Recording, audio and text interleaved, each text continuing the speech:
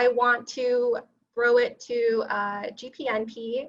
And so myself, as program manager of GPNP, I'm really grateful to have both Jillian and Jesse join me today. We wanted to highlight our network, considering that in partnership with the Forbes Funds, since March, we've been working to support our sector in multiple ways, one through this community call, but also through resources and public policy and advocacy. But with that, I want to, give them the mic. So Jillian and Jesse, if you wouldn't mind introducing yourselves, what you all do, I would love that.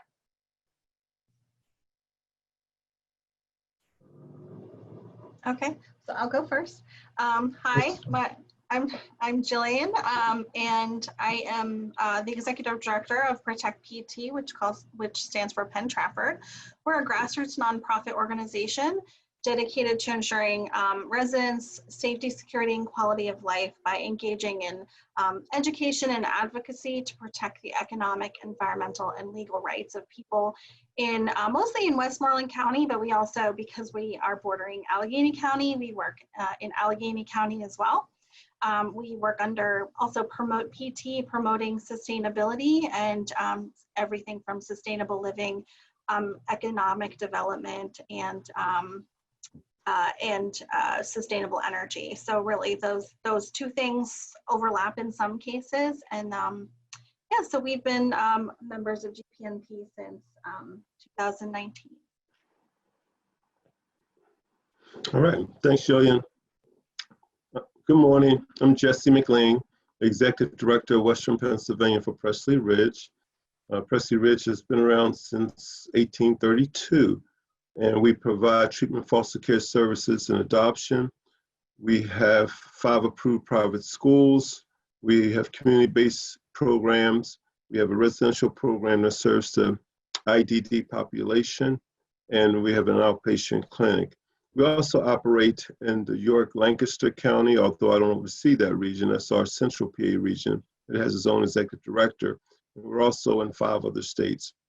So West Virginia, Ohio, Virginia, Maryland, and Delaware. Thanks so much, Jesse and Jillian. And I want to highlight too that Jesse, you've been great serving on our advisory team along with 13 other nonprofit leaders in our sector as our vice chair. So thanks so much for doing that. I do want to turn it back to Jillian because I think in the time that Protect PT has been a member of GPNP since 2019. You've all been able to accomplish so much and really grow. So I'm wondering if you might elaborate on that and what kinds of resources you all have been able to tap into. Yeah, sure, Hannah.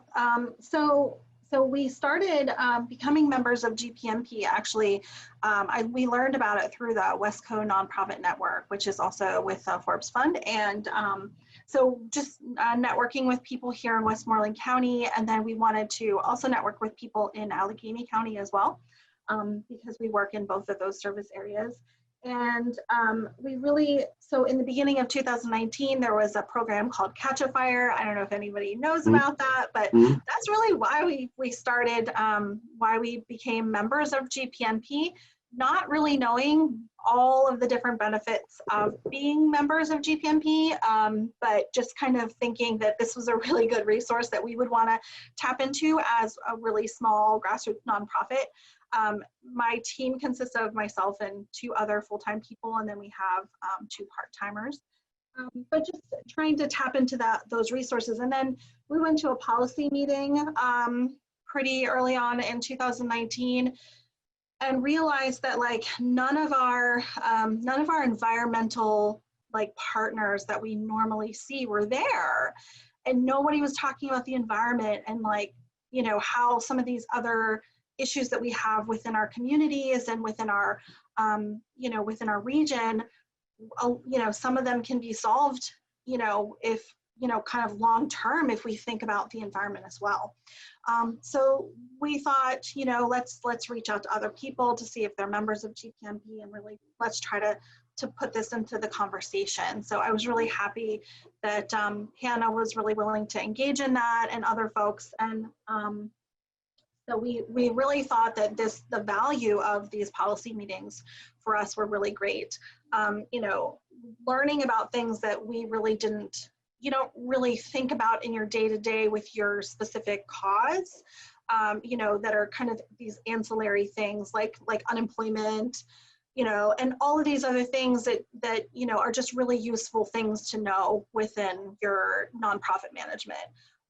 You know, I didn't really get into nonprofit management because I wanted to be a nonprofit manager. I got into it because there was a need in my community that I felt, you know, the need I felt that calling. So it was a really big learning curve for me as a new leader of a nonprofit. So I think the value that we've gained really is just making those connections, and utilizing the resources that GPNP has available. And, you know, those kind of go hand in hand, because if we all work in silos, then we really don't get the benefit of networking together, meeting other people, learning what they're doing, because like a lot of these things are all tied together. So. Thanks so much. You know, shout out to our Westmoreland County colleagues as well. Yes. I'm sure people would really like to know that there is a Westmoreland County network that's been well supported by the Community Foundation there. And yeah, thank you so much for overviewing really that growth and the resources we've been able to help you all with. And then Jesse, since you've been in GPNP for quite some time, both at Presley Ridge and other organizations, I'm wondering if you might do the same and kind of review your journey through the network. Sure, no problem, Hannah. I think for me, it started probably about 11 years ago. As I became executive director of a small nonprofit organization, I realized that, you know, because of a lack of funds and technical support that I needed, it led me to GPNP. As I got to GPNP, it was a tremendous experience because one, not only was I able to get the technical supports that I needed, but also it trained me into thinking more strategically. As nonprofits, we always have to kind of look around the corner before we get to the corner to take a look at various opportunities. And sometimes there are barriers for us to achieve those opportunities because we're a small nonprofit. So the wisdom and knowledge of the established leaders that was in the room, that was available to me, was extremely valuable. As I transitioned over to Presley Ridge, of course, I continued to stay involved with GPNP, and I continued to assist and help. I think since I've been involved with GPNP, and particularly now my role as vice chair, it's allowed me to kind of pay things forward to the small nonprofits now, to be that resource for small nonprofits, to help them problem solve various situations. As far as GPNP, it allows us to help advocate and do public policy and legislation that helps hopefully make it easier for nonprofit organizations.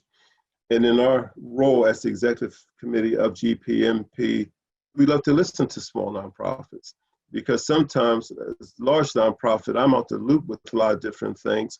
So it's always warm and welcoming for me to have an opportunity to listen to small nonprofits, to make sure that we pay attention, that I pay attention to what those needs are, so we can incorporate them into our day-to-day activities at GPNP. You know, our goal is to look at how we can, you know, increase growth increase growth within our membership, while at the same time providing the necessary resources to support those small nonprofits so that they can continue to sustain themselves. Thanks so much, Jesse. And I think your leadership, both as someone who has come from a small nonprofit, who's worked deeply in communities, has been such an asset to our leadership as well. And so I don't want to miss any kind of points or messages that you all may want to share with our group today. So I think you've all, you know, spoken really well about the network, but what would you like to convey to our audience today about GPNP or about your organizations?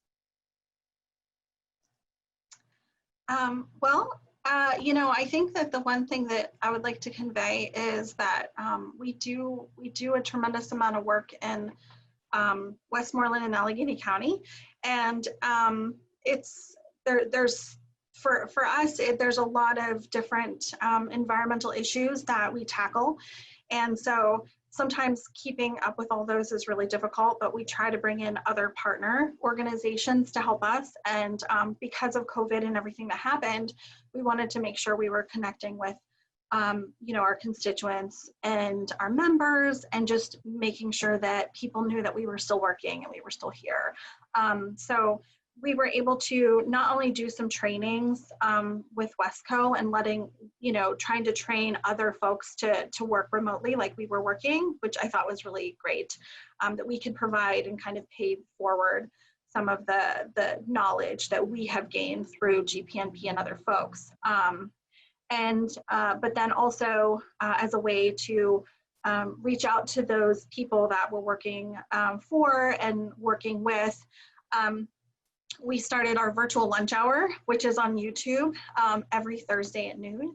And it really highlights all of the different environmental issues that we are working on with Protect BT, and some of the youth programs that we have worked on. We worked with the youth organizers for Fridays for Future around the climate summit, the climate rally in last September, and we've been continuing to work with those youth and trying to grow that movement, because we're finding that the youth are leading the way. And so we want to really support them in that effort to have a sustainable and stable climate. So if you want to know what Protect BT does, check out our YouTube channel. I can put the link in the chat, but we have our virtual lunch hours every Thursday at noon, and they're really great. We have all folks from all over the state working on environmental issues. Okay, for me, I would say that a GPNP membership is truly worth its value.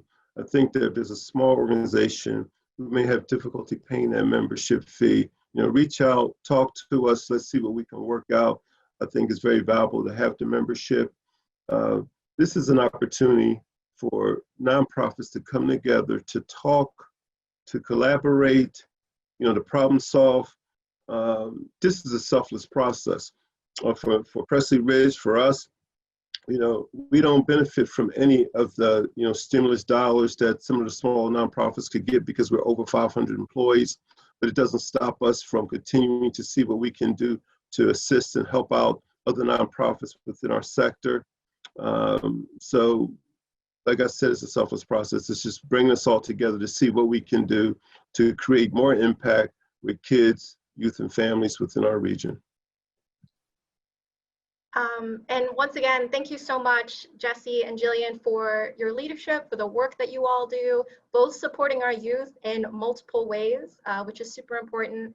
And I encourage folks to connect with you both on the work that you do, but also as people who can be supportive in our network.